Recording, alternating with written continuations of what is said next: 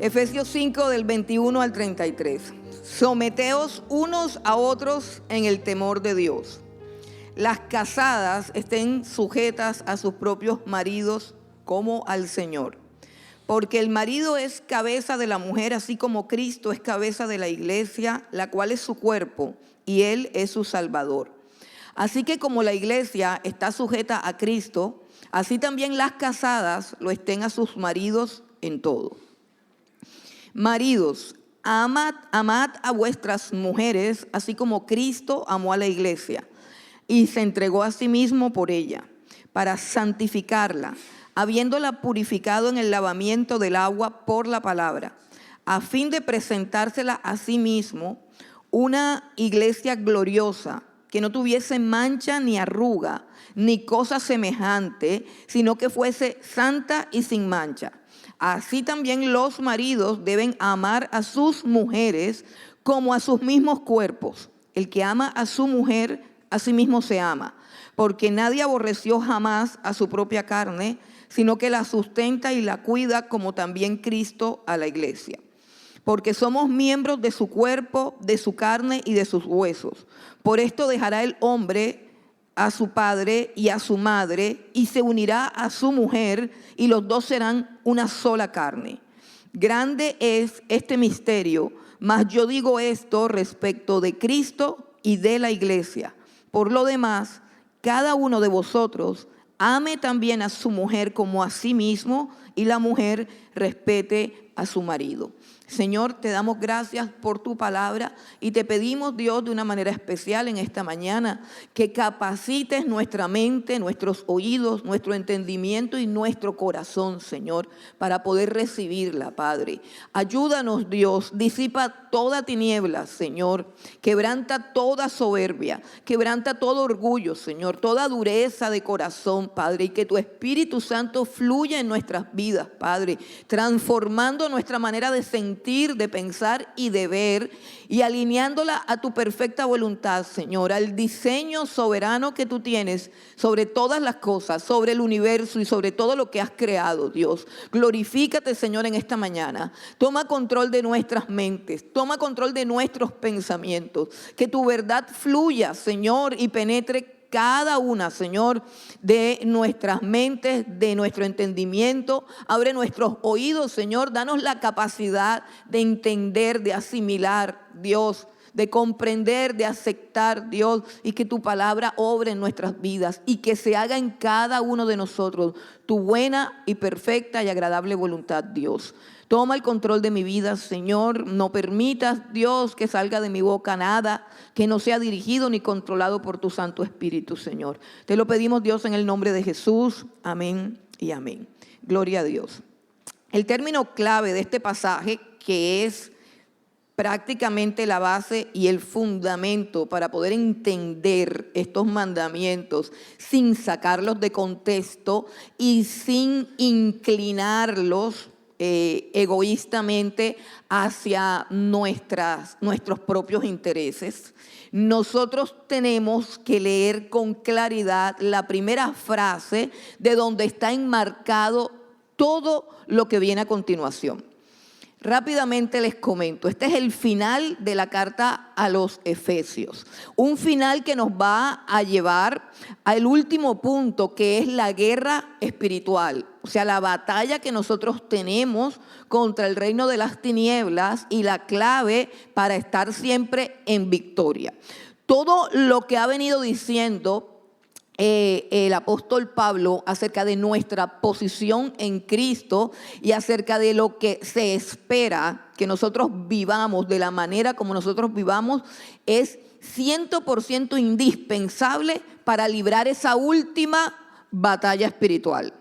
Todo lo que hay en este libro está divinamente concatenado, de tal manera que no podemos sacar algo del contexto y cogerlo así como un manduco para darle a alguien. No.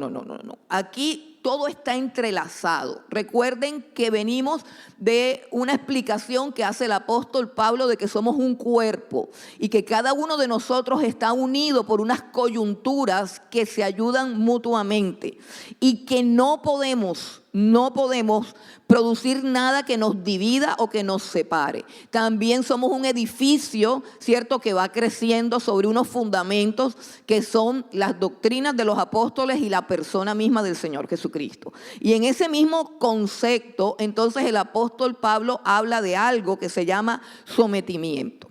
Yo quiero que cada uno de los que estén aquí haga ahora mismo un compromiso de permanecer en su silla y de escuchar hasta el final, sin permitir que en su mente se generen objeciones y contradicciones hasta que no se complete la idea, porque el tema es un poco complejo. Pero lo vamos a meter dentro del contexto, dentro de las leyes de la hermenéutica, que son las que determinan que algo está correctamente interpretado. El contexto es lo que hace que las cosas estén correctamente interpretadas. ¿Y cuál es el contexto de este pasaje? En el momento en que comienza este tema, el versículo 21 dice: someteos unos a otros en el temor de Dios. Someteos unos a otros en el temor de Dios. Y a continuación, el apóstol Pablo pasa a desglosar cómo son las líneas bilaterales de ese sometimiento. Someteos unos a otros en el temor de Dios. Unos a otros. No sometan los unos a los otros. No, someteos unos a otros en el temor de Dios. Y hay unas líneas, repito, que son bilaterales, es decir, de sometimiento bilateral, que son la primera línea, esposos y esposas; la segunda línea, padres e hijos; la tercera línea es trabajadores y jefes, amos y esclavos, líderes y liderados, pero todos tienen un sometimiento bilateral. Someteos los unos a los otros. Ahora, antes de entrar en el tema, que de repente algunos pueden decir: no, ya no me está gustando la cosa porque yo pensé que era yo encima y nadie más. No es así. Pero antes de que comience el tema, vamos a definir dos cosas que son claves y que tenemos mal definidas. Escuche, hay dos términos aquí que hay que redefinir, porque si no los redefinimos, tenemos una comprensión errada de las cosas. Y esos dos términos que hay que redefinir a la luz de lo que la Biblia enseña que es, son los términos sumisión y autoridad. Son dos términos que tienen que ser interpretados a la luz de lo que dice la Biblia, no a la luz de lo que nos han enseñado o de lo que algunos dicen o de lo que a mí me parece. Sumisión dice: someteos los unos a los otros. Y aparece la palabra esa tan horrible, tan desagradable: sumisión. A uno la carne le hierve enseguida cuando la escucha. Bueno, sumisión. ¿Por qué? Porque tenemos un concepto equivocado de la palabra sumisión. Yo aquí, con la ayuda de Dios y de lo que Dios me ha mostrado, del Espíritu Santo, hice una definición para poder transmitirles a ustedes lo que la Biblia enseña acerca de la sumisión. Y quiero que abras bien los oídos y el entendimiento. Sumisión, o estar sometido, como lo quieras decir, dice: sumisión es el reconocimiento y la aceptación libre, autónoma y voluntaria que hace una persona ante la autoridad inherente que percibe en el otro. ¿Lo repito? Ok, listo. Sumisión es el reconocimiento y la aceptación libre, autónoma y voluntaria que hace una persona ante la autoridad inherente que ella puede reconocer en el otro. Ojo con las palabras. Sumisión es el reconocimiento, la aceptación libre, autónoma y voluntaria yo me rindo voluntariamente a la autoridad y me inspiro precisamente en la dignidad de esa autoridad que yo reconozco y que yo percibo. Si la sumisión no es voluntaria, inmediatamente deja de ser sumisión y se convierte en esclavitud. La esclavitud es la rendición involuntaria a una persona producida por el miedo y la amenaza que esa persona me está infringiendo. ¿Sí entendieron ya la diferencia? ¿Está claro? Podemos avanzar, ¿cierto? La sumisión es voluntaria. Por eso no hay ningún mandato en la Biblia que le diga a una persona que someta a otra. El único mandato que hay en la Biblia donde te ordenan someterte es a ti mismo. Es decir, que tú hagas presión y violencia sobre tus pasiones, sobre tu egoísmo, sobre tu indisciplina, sobre tu pereza, sobre tu cuerpo, sobre tu mal genio, sobre todo. Ahí es donde la Biblia dice, somete eso. Pero no hay ni un pasaje, y si usted lo conoce, me lo puede decir, y yo lo reto, no hay ningún pasaje que obligue a ninguna persona, que le dé permiso a una persona para someter a la otra. Aquí el mandato es directo y personal. Sométanse los unos a los otros en el temor de Dios. Por eso es que hago la definición de sumisión. Sumisión es el rendimiento libre y voluntario que yo decido hacia la autoridad que yo misma percibo en el otro. Por eso dice, sométanse unos a otros ¿en qué? En el temor a Dios. En el temor a Dios. Eso es sumisión. Ahora vamos con la otra palabra. La otra palabra es autoridad. La Biblia dice en Romanos 13, versículos 1 y 2, sométanse a todas las autoridades, porque no hay autoridad sino de parte de Dios.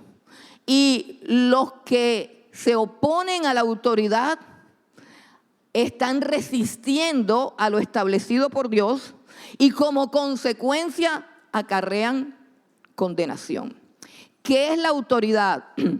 La autoridad, en teología, nos enseñan que la autoridad es el trono mismo de Dios. No hay autoridad sino de parte de Dios. El que se resiste a la autoridad se está resistiendo a Dios. Como consecuencia queda en rebelión y sobre él hay maldición y condenación. La autoridad, repito, es la base del trono de Dios y las personas que tienen autoridad son personas que han sido investidas por Dios. Es decir, que podemos decir que la autoridad humana es una investidura otorgada por Dios de manera libre y soberana, es decir, que Dios la otorga a quien quiere, de manera libre y soberana a una persona en particular y con un propósito. Repito, la autoridad es una investidura que es otorgada por Dios de una manera libre y soberana a una persona en particular con un propósito específico que él tiene. Ahora, hay una gran diferencia, aquí nos acercamos al problema, y es que hay una gran diferencia entre ejercer autoridad y enseñorearse de los demás.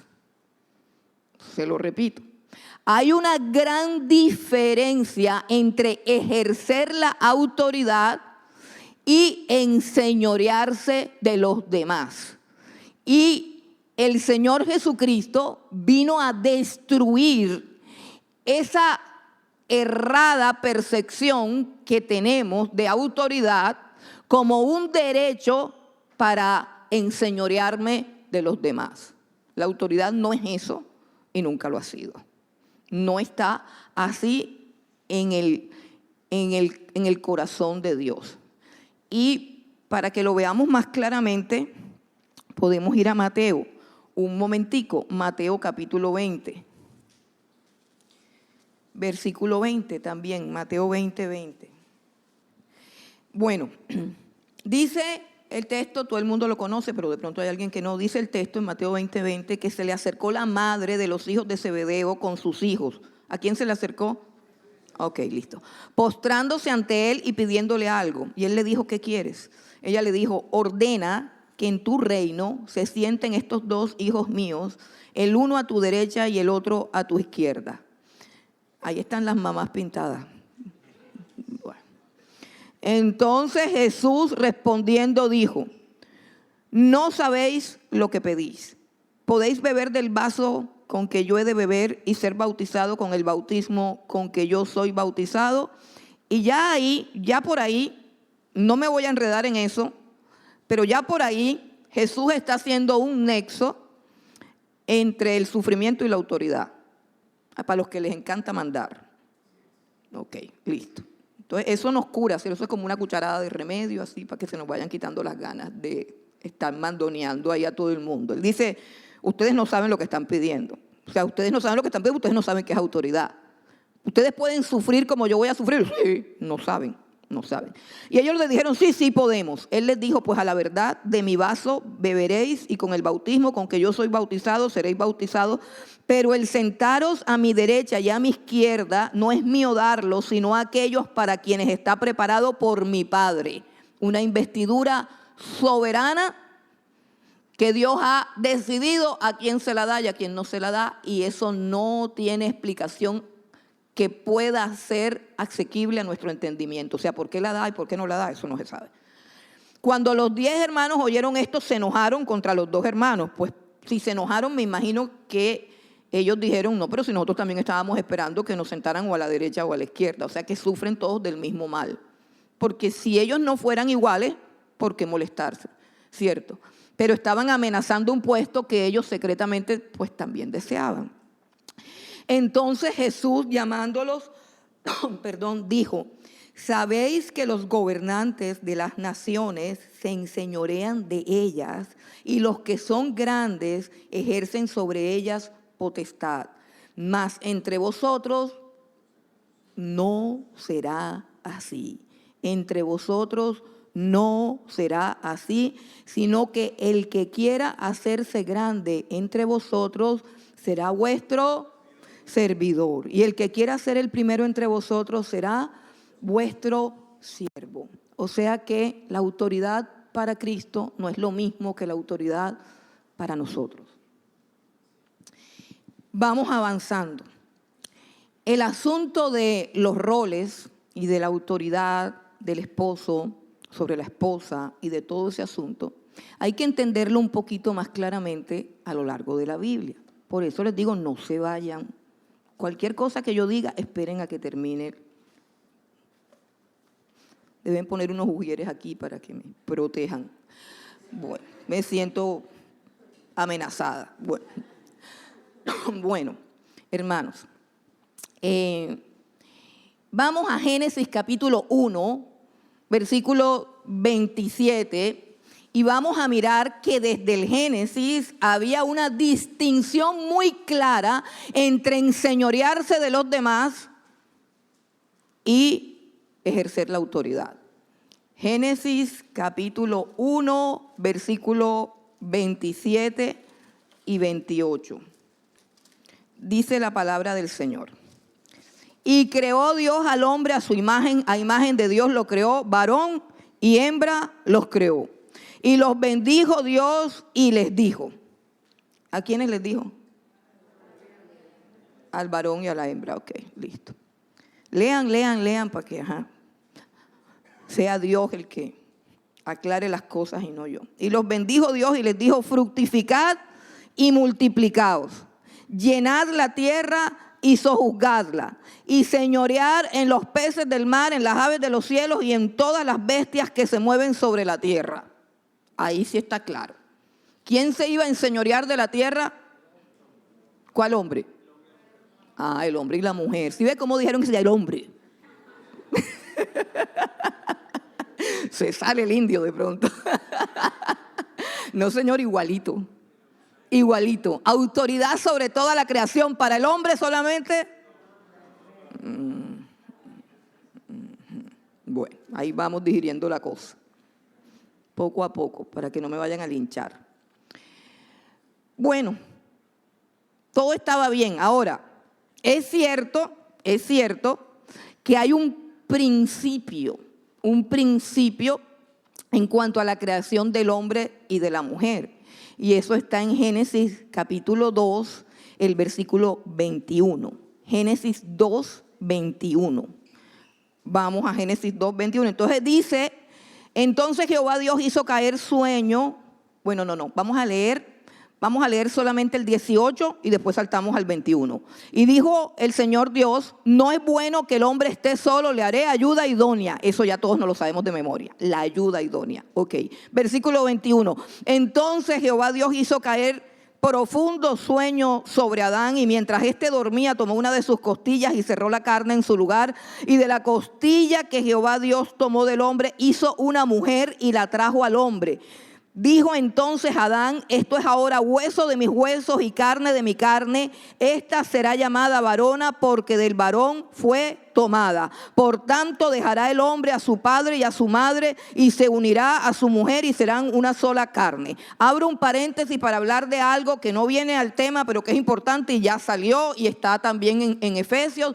No es parte del sermón, pero les voy a pedir por favor a todas las parejas que andan todavía consultando con la suegra, con la mamá, que por favor corten con eso. Y a todas las señoras que están aquí, que se meten en el matrimonio de sus hijas y de sus hijos, que por favor no se metan donde Dios ha dicho que no se metan. Entonces cierro paréntesis y continuamos. ¿Sí entendieron? Bueno, suegras metidas y ¿cómo es que se llama? Además de suegras metidas en lo que no se deben meter, que pasan ahí en la casa de la hija para ver cómo está y para decirle que el marido está así, el marido está así. Suegras metidas. Saque a la suegra de su casa si se quiere meter en su matrimonio. Y también tenemos hijos que no sueltan el cordón umbilical de su mamá e hijas que hacen lo mismo. Todo eso está mal. Todo eso es en contra de los principios bíblicos. Y por ahí entra el diablo a los matrimonios. Y después vienen a pedir consejería y hacer que uno pierda el tiempo. Entonces, por favor, si el problema es la suegra, saque la suegra. Si el problema es mi mamá, que es mi consejera matrimonial, a pesar de que el matrimonio de ella nunca funcionó, entonces, por favor, no le cuente a su mamá. Mátese ahí con su esposo, pero no le cuente a su mamá. Busque a una mujer que tenga un matrimonio normal, pero no a su mamá. Entonces, continuamos. Cuando Dios creó a la mujer, tenía en su mente, Dios es el creador, ¿cierto? O sea, si yo voy a crear un zapato, yo lo creo para que funcione como zapato, ¿cierto?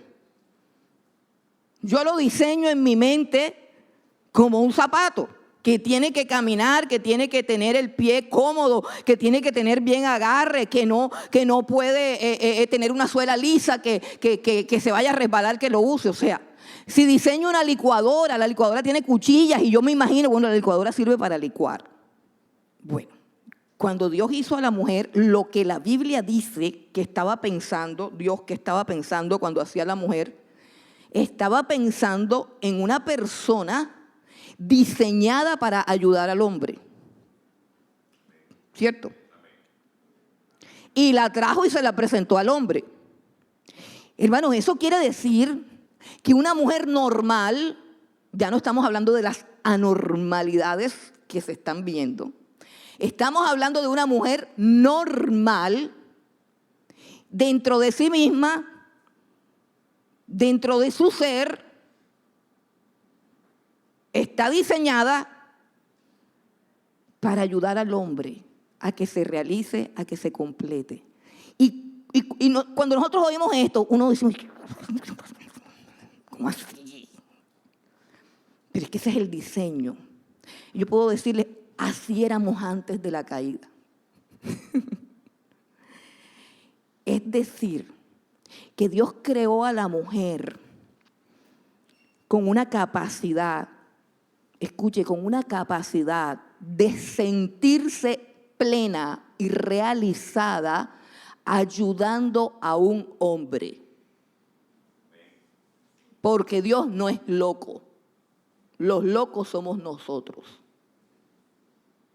Dios diseñó a la mujer con la capacidad emocional, mental, espiritual y física para sentirse bien como ayudante del hombre, para sentirse plena, para sentirse feliz y para sentirse realizada. La psiquis de la mujer, el pensamiento, el anhelo, el deseo del corazón de una mujer normal es que su esposo salga adelante en la vida, prospere y sea grande. Y con eso es feliz. Hasta ahí, pues todo iba bien. Pero ya sabemos lo que pasó. Ya se están mirando las caras.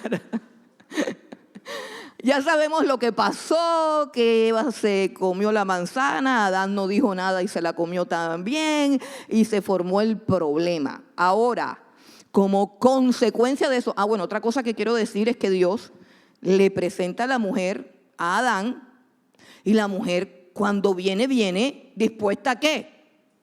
A ayudar. Ella no viene dispuesta a pelear con nadie. Ella dice, este es el hombre. Por eso es que yo siempre me río de la fábula de la Bella Durmiente, que hay una mujer durmiendo en las fábulas de los cuentos de hadas que la Bella Durmiente. Y realmente la realidad es que Adán es el bello durmiente. Él estaba dormido y la mujer vino a ayudarlo. Sí, ve que a nosotros nos meten unas cosas raras en la cabeza, todo al revés, todo al revés.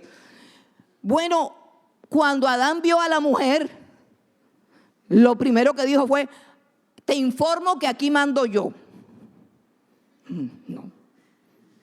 No, porque no había ese problema. Ni él tenía eso en la cabeza, ni ella tampoco. Porque estaban diseñados por Dios para que juntos se sintieran plenos y felices ejerciendo el rol para el cual psicológica, física, espiritualmente estaban diseñados. Y entonces cuando Adán la ve, dice, esta ahora es carne de mi carne y hueso de mis huesos. No la ve diferente, ni le pone un nombre diferente al de él, sino que le reconoce con ese nombre. Esta será llamada varona, nombre que nos fastidia, guácala. Pero él dijo, o sea, la esencia del asunto es que Adán, un hombre no caído, un hombre que no ha pecado, un hombre que tiene una percepción correcta de todo lo que le rodea y de las cosas de Dios, cuando ve a la mujer dice, ella será llamada varona, es decir, tendrá mi mismo nombre. Y ese hombre no caído, lo primero que hace al ver una mujer es reconocer la igualdad de su dignidad, de sus derechos y de sus capacidades. Y por eso le otorga su mismo nombre. Y todo está perfecto en el jardín del Edén, hasta que la cosa se daña. O sea, él no dijo, yo mando aquí. ¿Por qué? Porque no necesitaba. Ella vino como cuando tú vienes a una persona y le dices, aquí estoy, me pongo a la orden, ¿en qué te puedo servir? Y esa es la grandeza, hermano. Que tú llegues a una parte y no digas, aquí mando yo. O sea, qué bonito que tú llegues a una parte. No te huele eso como a un aroma celestial. Cuando alguien llega y te dice, ¿en qué te puedo ayudar? ¿No crees que esa es una de las virtudes más gloriosas y más cristianas de encontrar sobre la tierra? Alguien que te mire a los ojos, que se incline y te diga, estoy aquí para ayudar. Hermano, eso es parte de la santidad, de la pureza, de la integridad. Así que ella llegó así a donde Adán y le dijo, aquí estoy para ayudarte. Y él dijo, tú eres carne de mi carne, tú eres hueso de mis huesos y tienes mi mismo nombre y tienes mi misma dignidad y tienes mi misma posición. Y todos estaban felices. Ella como ayuda y él como la cabeza de ese hogar que se estaba formando sin que nadie quisiera pisotear al otro. Pero después del pecado, que no vamos a narrar, aquí sucede algo, que es en parte un juicio de Dios y en parte una consecuencia del pecado. Muchas veces en la Biblia no se sabe diferenciar qué cosa es una consecuencia directa del pecado y qué cosa es un juicio de Dios. Pero siempre que se infringe una ley de Dios, hay una consecuencia nefasta, una consecuencia destructora. Entonces vamos a Génesis capítulo 3 y vamos a leer lo que pasó después de que hicieron lo que hicieron. Este es el juicio de Dios o la consecuencia. No vamos a estudiar si es consecuencia o juicio. Lo que sí vamos a estudiar o que tenemos que tener claro es que esto es el desorden. Lo que leímos fue el orden de Dios y lo que leemos ahora es el desorden que produjo el pecado. Entonces miremos el desorden que produce el pecado. La consecuencia o el juicio divino sobre una falta garrafal que casi destruye la humanidad, pero que ha sido restaurado por Jesucristo. Versículo 16, le dice Dios a la mujer, los está poniendo en juicio a todos, serpiente, mujer y hombre. Todos están delante de Dios y todos están recibiendo un juicio por lo que hicieron, los tres. A la mujer dijo: multiplicaré en gran manera los dolores en tus preñeces. Con dolor darás a luz tus hijos y tu deseo será para tu marido y él se enseñoreará de ti. Aquí está el asunto. Tu deseo será para tu marido.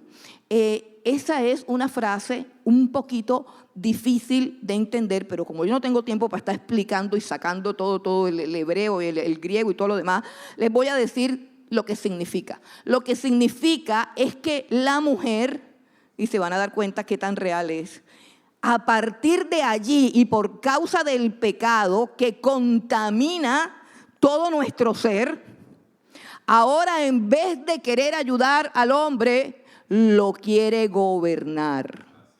Hermano, póngase la mano en el corazón. Toda mujer caída, hija de Adán, quiere mandar. Algunas forman un escándalo. Y ese es el estilo. Otras se ponen a llorar. ¡Ay, que tú no me quieres! Otra, como, no sé, pero tenemos 20,000 mecanismos para coger un hombre, ahorcarlo y hacer que haga lo que me da la gana. ¿Usted nunca ha intentado eso? Yo sí. Yo sí. Lo que pasa es que el Señor Jesucristo lo reprende a uno después y uno va moldeando la cosa. Pero uno comienza primero con la manipuladera, después con la gritadera. O sea, uno prueba todas las tácticas para hacer que el hombre cambie de el no a sí. O sea, cuando un hombre dice que no, la mujer comienza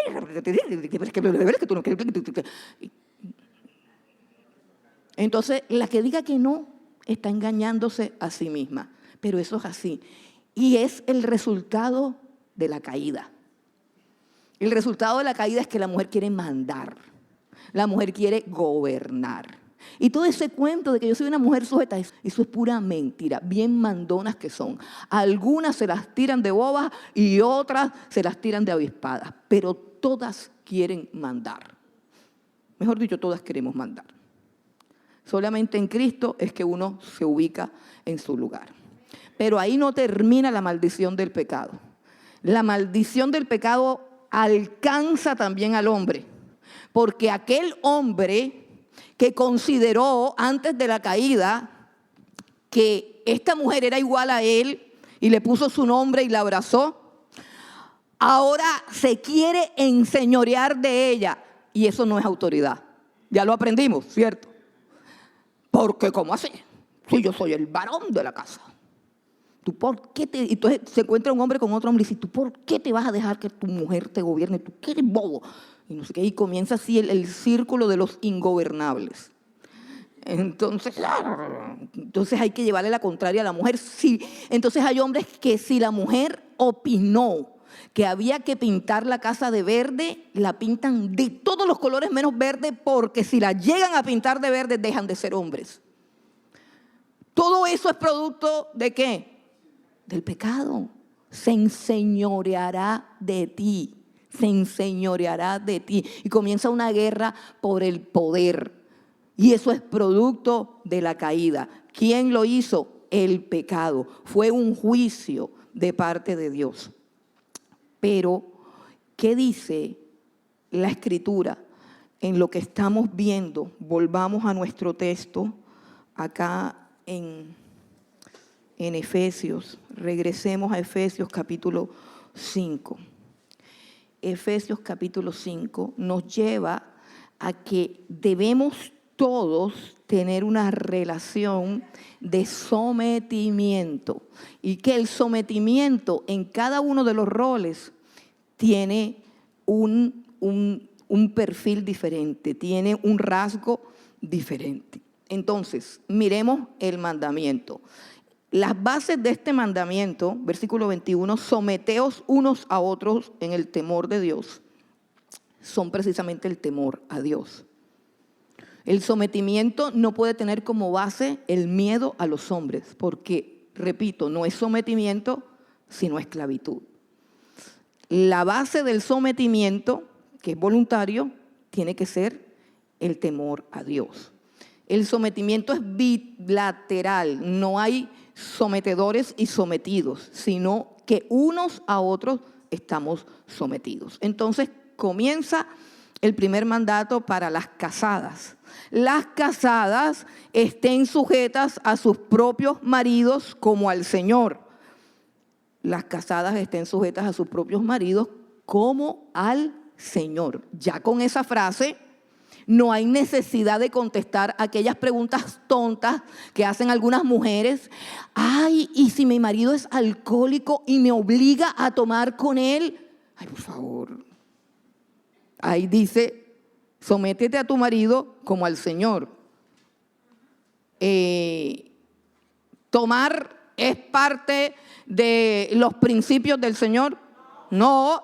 Y te están diciendo que por encima de un mandato a que te vuelvas una borracha está el Señor. Entonces esa pregunta ni siquiera se debe hacer, porque eso es una bobada. El que hace esa pregunta lo hace porque no se quiere someter en nada. Ya. Que si el marido le pega, se tiene que someter porque le pega. No, por supuesto que no. Jesucristo te pega. Jesucristo ordenó al marido que le pegue a las mujeres. No, no te tienes que someter a que te peguen. No te tienes que someter a nada de eso. Que mi marido es vicioso, consume cualquier droga que esté de moda ahora, entonces yo tengo que irme con él. Pues no, sencillamente no. Pablo está hablando a la congregación de Éfeso. Pablo está hablando al cuerpo de Cristo. Eche para atrás y vea que está hablando a una iglesia. No está hablando ni a borrachos, ni a adúlteros, ni a depravados. Está hablando a la iglesia del Señor Jesucristo. Y está hablando de que como somos un cuerpo y que hay unas relaciones de sometimiento que producen esa unidad, esa paz y esa tranquilidad. Y está detallando porque la iglesia está compuesta por personas y las personas hacen parte de familias. Y las familias en Cristo Jesús tienen que recuperar el modelo de Cristo Jesús, el modelo bíblico, y eso es lo que está exponiendo el apóstol Pablo. Sentido común, hermano, hay que echarle sentido común, porque si sacamos eso de contexto, miren, conozco tantas historias y voy a poner unos ejemplos y lo voy a hacer a propósito. Conozco historias de matrimonios que ahora están destruidos porque nunca fueron matrimonios, sino unas relaciones de perversión que se escondían bajo la cobertura sagrada de un matrimonio. Conozco personas que estando en iglesias evangélicas, porque no quiero ni siquiera llamar a esas iglesias cristianas, las podría llamar evangélicas. Mujeres que descubrieron que su esposo abusa sexualmente de su hija. Y el pastor de esa iglesia evangélica les dijo que tenían que someterse. Y sus hijas fueron destruidas, fueron convertidas en lo más bajo porque ellas decían que se estaban sometiendo. Y hoy en día hay una cantidad de personas traumadas sexualmente y todo eso con el aval de ministros que no entienden, que no comprenden la palabra y que no tienen el Espíritu de Dios. Y se lo voy a decir porque yo sé que aquí me escuchan algunas personas y también sé que por otro lado me escuchan otras. Pero si usted está casada con un hombre que abusa de su hija o de su hijo, usted no está casada. Usted le está dando una guarida a un depravado. Eso no es un matrimonio.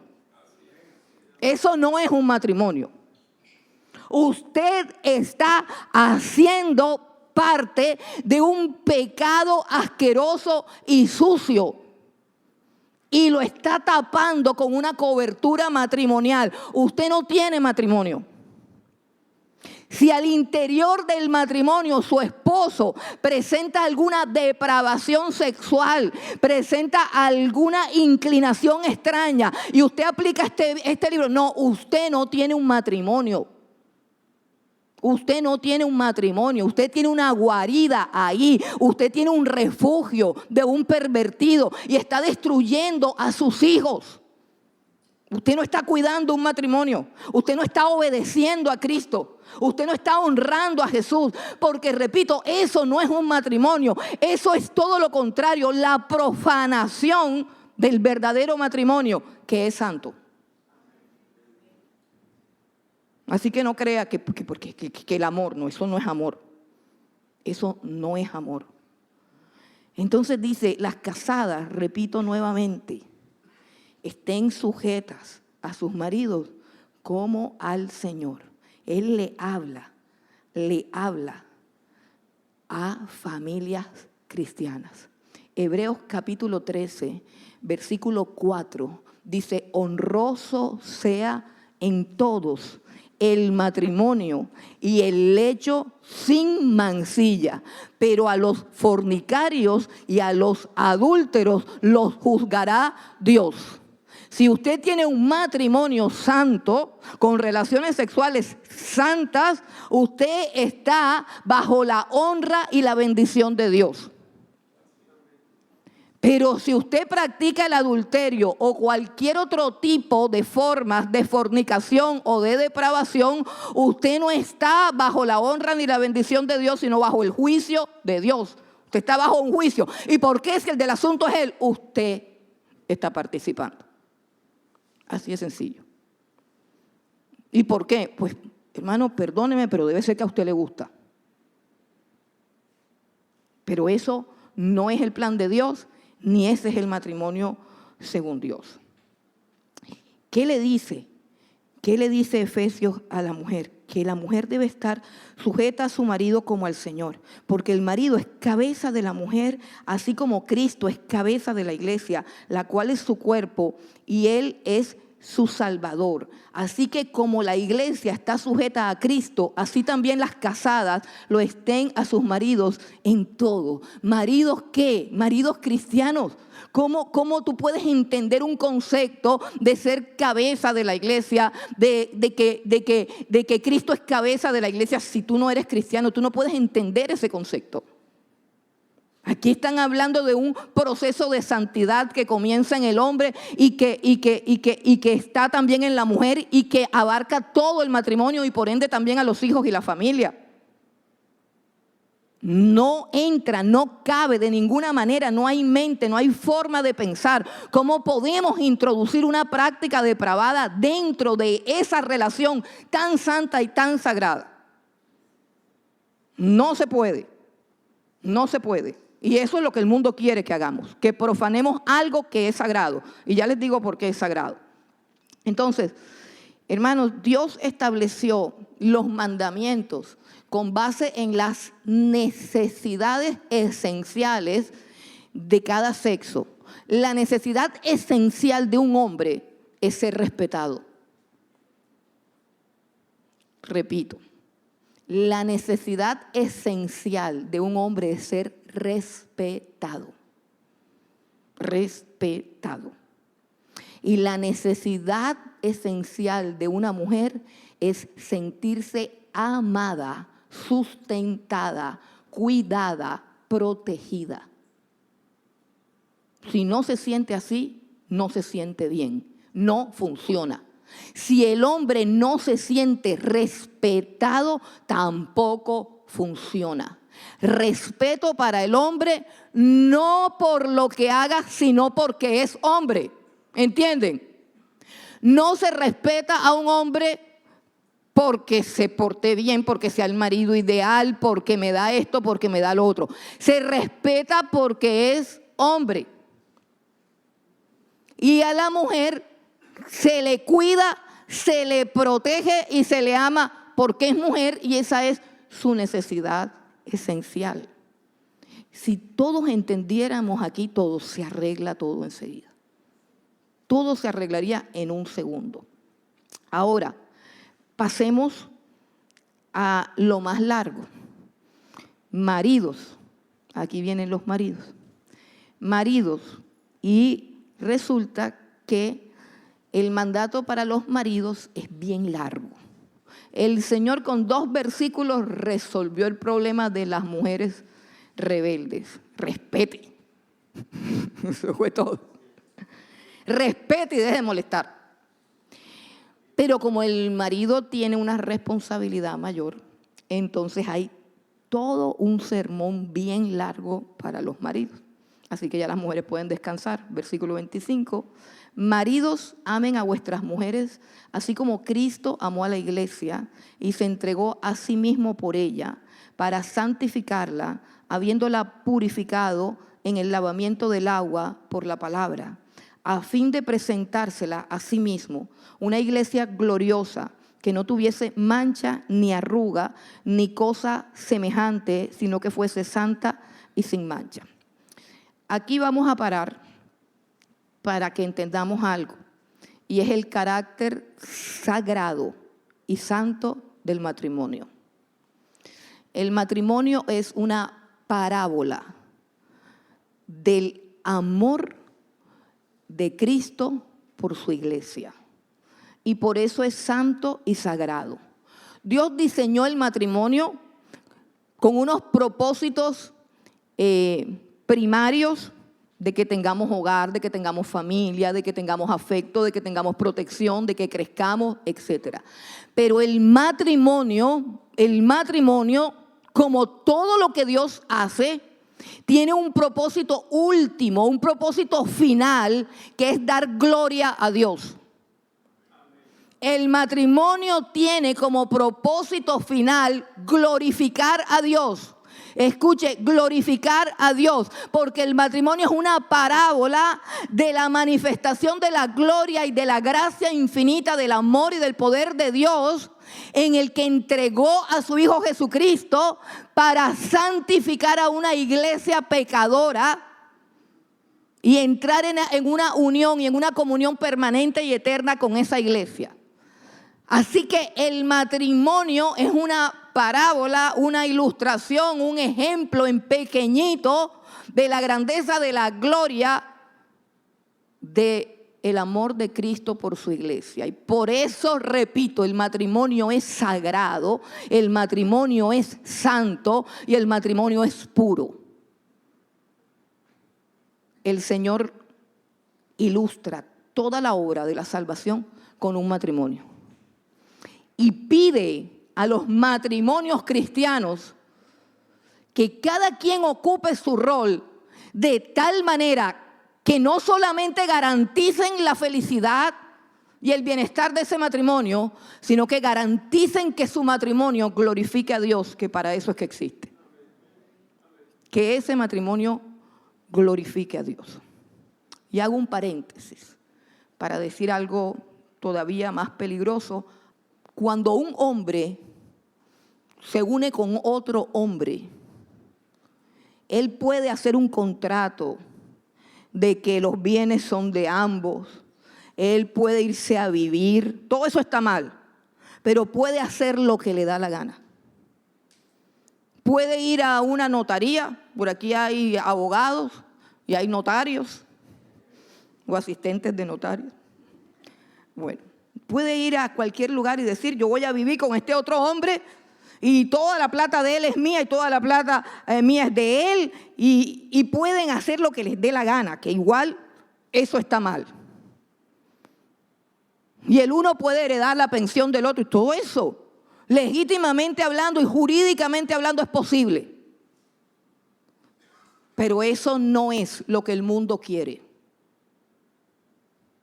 Lo que el mundo quiere es que a la unión de dos hombres y de dos mujeres lo llamen matrimonio, para profanar así el nombre del Señor Jesucristo y de su iglesia.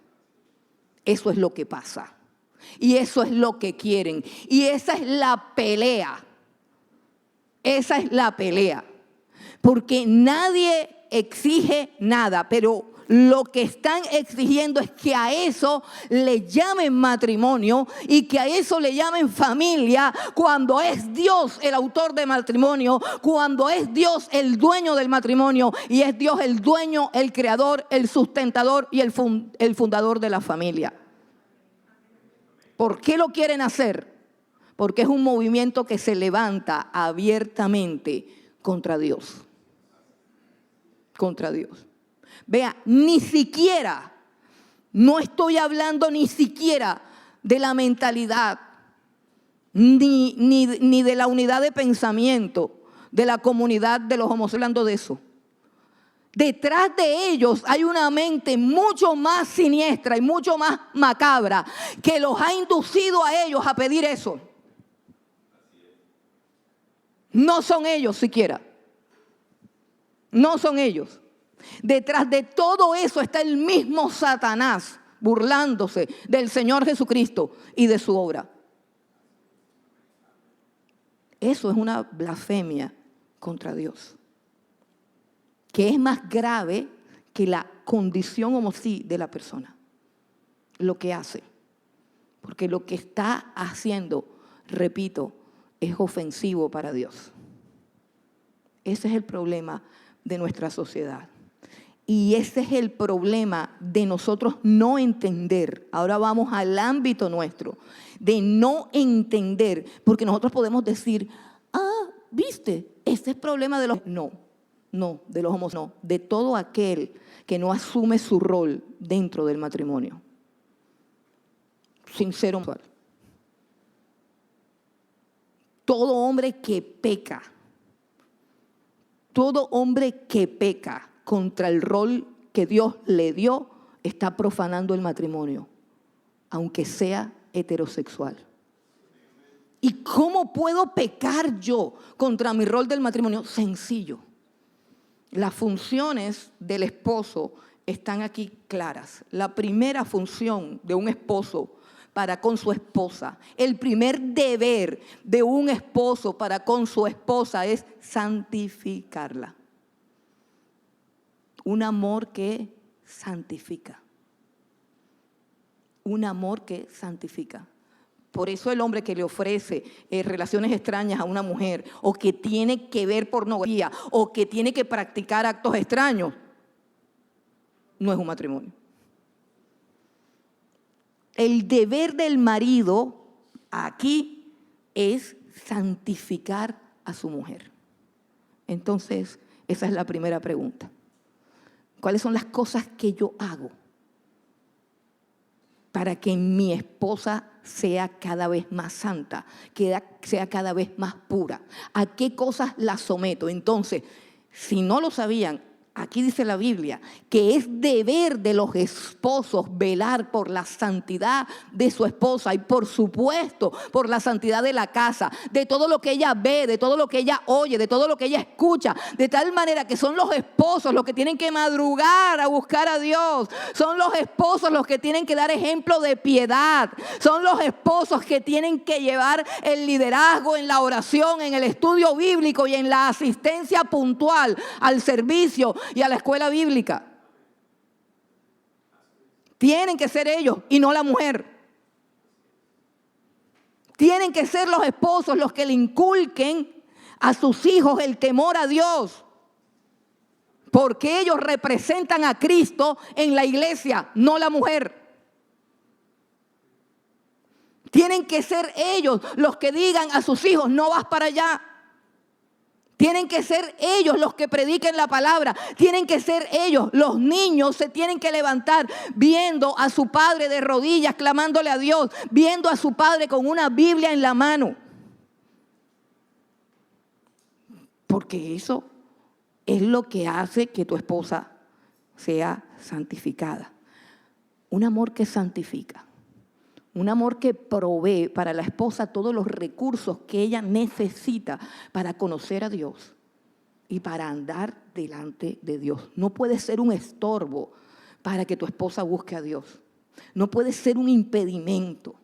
No puedes armar ese berrinche de que te vas a ir para la iglesia, pasas todo el día en la iglesia, le estás dando la plata al pastor. No, a la iglesia debes llegar tú primero y ella detrás. Así de sencillo. Dios quiere que sea así. Es más, Dios ha establecido que sea así. Mire, en una sociedad donde se pierde la autoridad de los varones, pues Dios termina levantando mujeres. Lea la Biblia. Lea la Biblia. En momentos en que los hombres abandonan. O sea, ¿qué pasa? ¿Qué pasa si en una casa la que se levanta, la que madruga, la que ora, la que lee la Biblia es la mujer? ¿Qué creen que va a hacer Dios? ¿Qué creen que va a hacer Dios? Te va a recitar un versículo y va a decir, no, hermano, Dios está por encima de eso. Hay un principio que está por encima de eso. La Biblia dice, Dios honra a los que le honran. Y vea las historias de cuando Dios levantaba mujeres, cuando los hombres se caían. No es el orden de Dios. No es el orden de Dios. Yo no estoy diciendo que ese sea el orden de Dios. Lo que yo estoy diciendo es que cuando tú abandones el puesto, Dios te va a sentar a una mujer para humillarte.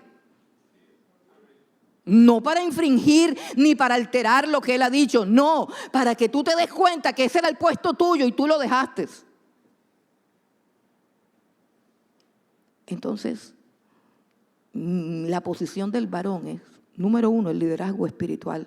Un liderazgo que santifica. O sea, ni siquiera es un liderazgo espiritual, hermano. Ni siquiera es un liderazgo espiritual. Eso suena como tan técnico. No me gusta esa palabra. Es buscar la forma de que mi esposa sea cada vez más pura, más santa. Eso fue lo que hizo Jesús con nosotros. Limpiarnos, purificarnos, perdonarnos, sustentarnos. Ahora, un amor sacrificial. Un amor sacrificial. El amor del varón por su esposa tiene que tener dos características: amor que santifica y amor que se sacrifica. Sacrifica, abran los oídos, sacrifica. ¿Y por qué se sacrifica? Pues porque hay que cuidarla, sustentarla y santificarla. Tienes 3 tareas: cuidarla, sustentarla y santificarla. 3 tareas te tocan. Y tú tienes que estar dispuesto, hombre de Dios, a cumplir con las 3 tareas. Escucha bien, abre bien el oído. Tienes que estar dispuesto a cumplir con las 3 tareas de cuidar, sustentar y santificar a tu mujer, aunque te cueste la vida, como a Jesús. Y si no, no te cases. ¿Dónde están los solteros aquí? No se case, mijo. No se case, que nadie lo está obligando. No se case. No se case. Reconsidere la cosa. Eche para atrás. Repito. El amor del varón santifica y el amor del varón debe ser sacrificial, porque tienes que sustentar a tu mujer, la tienes que cuidar y la tienes que santificar. Y si eso te parece mucho, sí. A Dios le parece mucho y dice, aunque te cueste la vida, que se entregó. Se entregó Jesús ¿a qué? A la muerte. Porque para santificarnos a nosotros, todos los pecadores, Jesucristo tuvo que morir. Y para que tú puedas levantar un hogar, para que tú puedas sustentar a tu esposa, cuidarla y santificarla, vas a tener que entregar tu vida. Y de esa manera Cristo será glorificado. Los veo muy callados. Yo los veo callados y preocupados. Miren, ustedes saben que hay un texto bastante ofensivo. Yo lo que quiero es explicarlo. El texto dice que el que no provee para su casa y mayormente para los suyos es peor que ¿qué? Que un impío, que un incrédulo, y ha negado la fe. Es un texto muy feo. Y usted dirá, ay, pero si el pobre hombre se quedó sin empleo. Le voy a decir algo, que un hombre se quede sin empleo, eso puede pasar. Y no deja de ser hombre. Y no deja de ser el señor de la casa. No deja de ser eso. El problema es cuando un hombre no quiere trabajar. No quiere trabajar. ¿Y por qué la Biblia dice que es peor que un impío? Sencillo, hermano. Hasta el impío sale a trabajar con fe de que va a encontrar trabajo.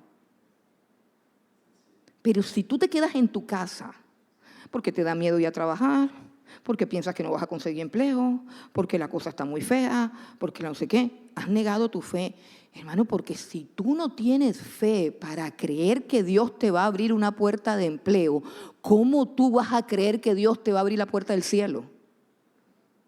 ¿Cómo tú vas a creer que eres escogido, santificado, redimido, predestinado? O sea, todas esas cosas que son altísimas y gloriosas. Si tú no crees que si te levantas de madrugada, te arreglas, te perfumes y vas a buscar empleo o a vender algo, vas a ser un proveedor, cuando Dios determinó que tú eres proveedor. Pero es que ningún proveedor flojo provee. La flojera anula a todo ser humano, sea hombre o sea mujer. Entonces eso es lo que dice la Biblia. Dios te dio un rol. Dios te dio la capacidad para el rol. Y esa capacidad es que te dio la capacidad de producir. Te dio la capacidad de salir, trabajar, producir y traer el sustento para la casa. Y te puedo decir que el universo entero conspira a favor de eso, no en contra de eso. No en contra de eso. No. Hay gente que no quiere trabajar, hermano. Hay gente que no le gusta trabajar. Y hay gente que es feliz con que lo mantengan. Tranquilos. Yo conozco hombres que se quedan sin trabajo, que tienen problemas, pero no son felices con que la esposa los mantenga. No son felices de esa manera. Algo hacen, algo trabajan. Ahora, yo no estoy hablando de quién gana más o quién gana menos, porque ese es otro asunto. No tiene nada que ver quién gana más o quién gana menos. Lo que tiene que ver es cuál es el rol, cuál es mi responsabilidad. Hay mujeres que ganan más que los hombres. Eso no te pone en el lugar de un hombre. No te da derecho a faltarle el respeto. No te da derecho a controlar tu casa porque ganas un poquito más que él. No. Él sigue siendo el proveedor. Él sigue siendo el que responde por su casa, por su familia, por su hogar. Lo tuyo es ayudar.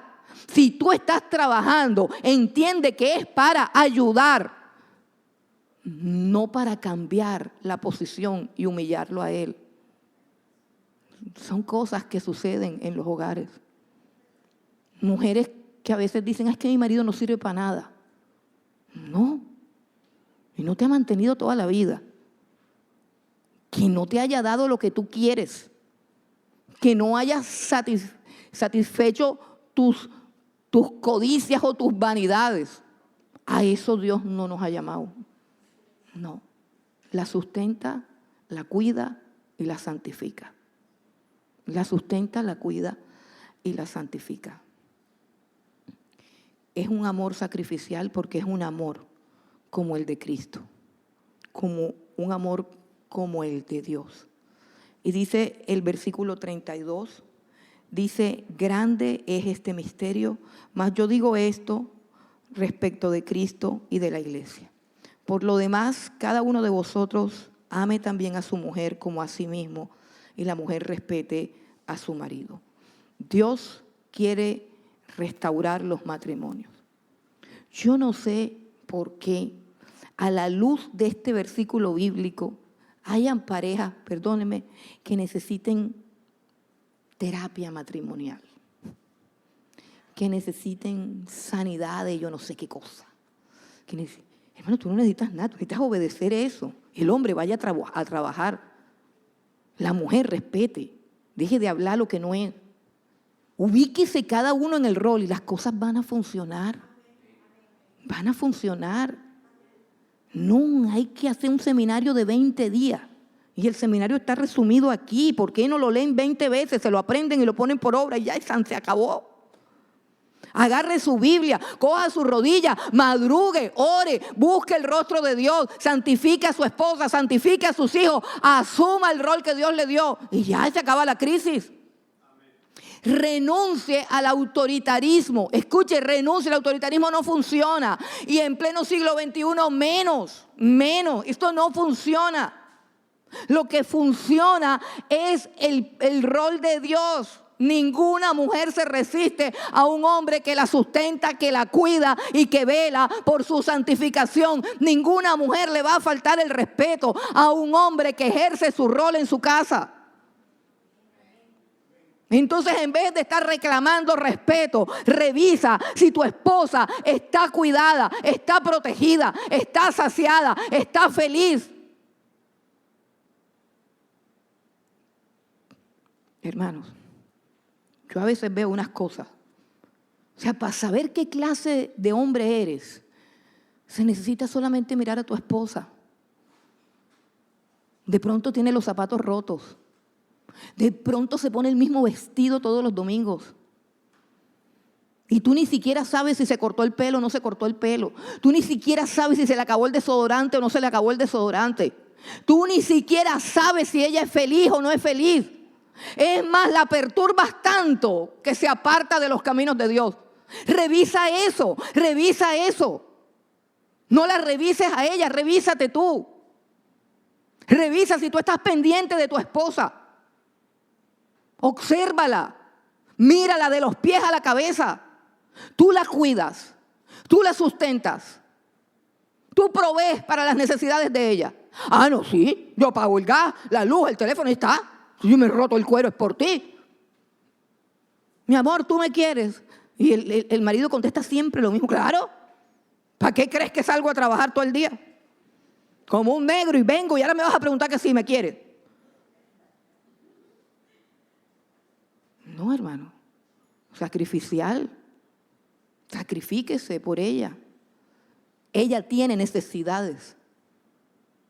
Si tú quieres un matrimonio, busca cuáles son las necesidades y cuáles son las vanidades, por supuesto. Pero hay necesidades no cubiertas. Y toda mujer necesita sentirse protegida. Toda mujer necesita saber que hay autoridad en la casa. Una mujer no soporta a un hombre viendo televisión mientras los hijos se están cogiendo a puño. No. Una mujer no soporta el caos en su casa mientras su esposo está durmiendo. Eso te quita autoridad y le dificulta a ella respetarte. Así de sencillo. No busque que mi esposa es problemática. Revisa qué tiene. Revisa qué necesidad no está satisfecha en ella. Obsérvala. Cuando un hombre es bueno, su esposa es feliz. Cuando un hombre es bueno, su esposa es feliz.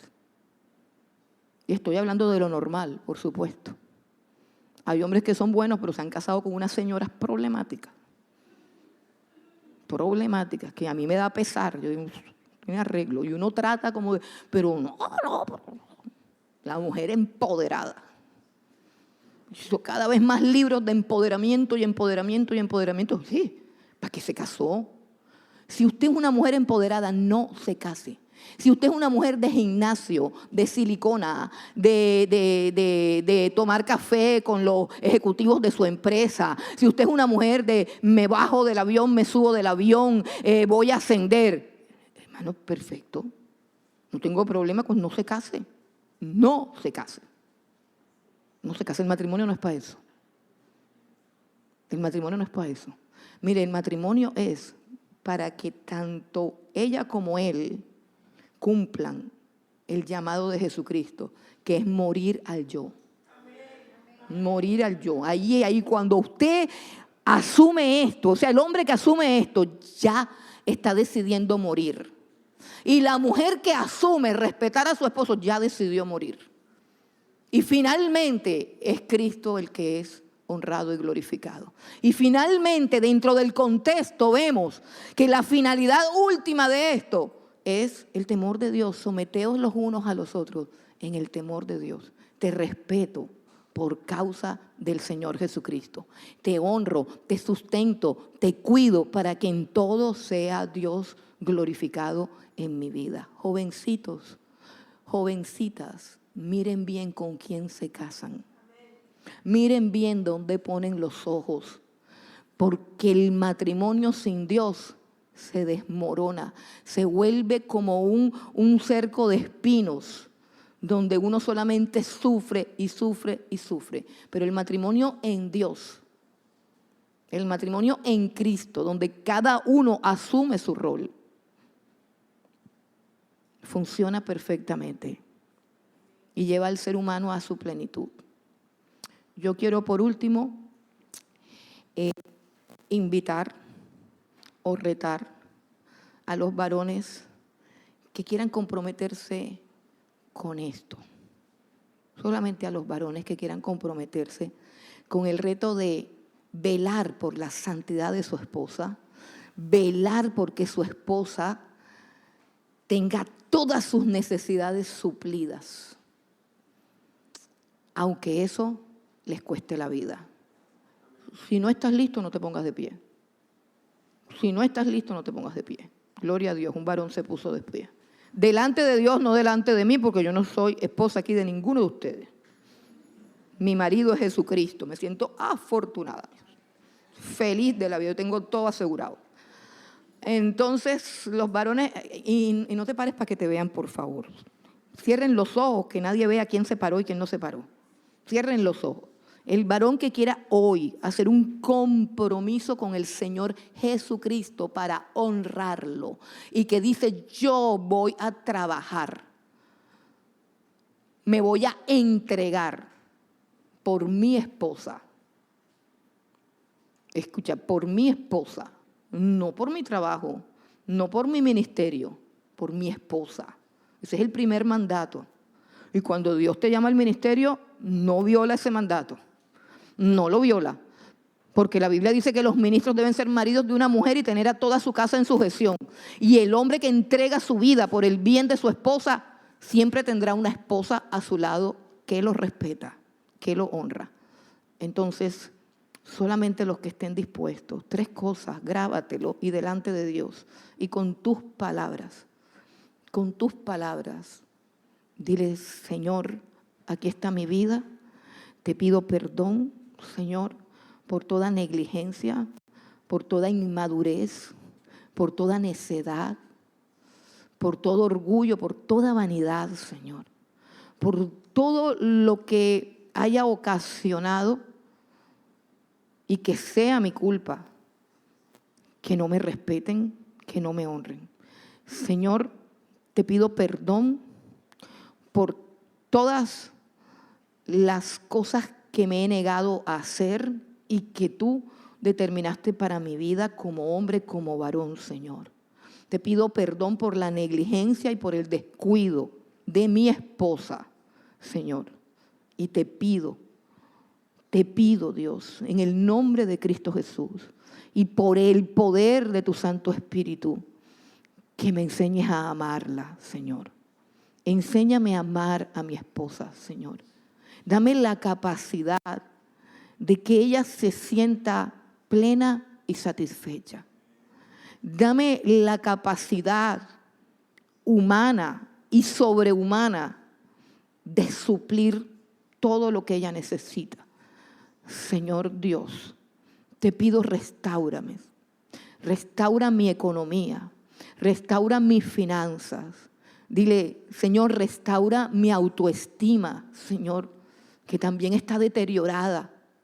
Señor, restáurame como hombre, como sacerdote de familia, como imagen tuya, como hijo tuyo. Restaura mi fe, Señor. Restaura en mí el dominio propio. Restaura en mí la autoridad sacerdotal, Señor.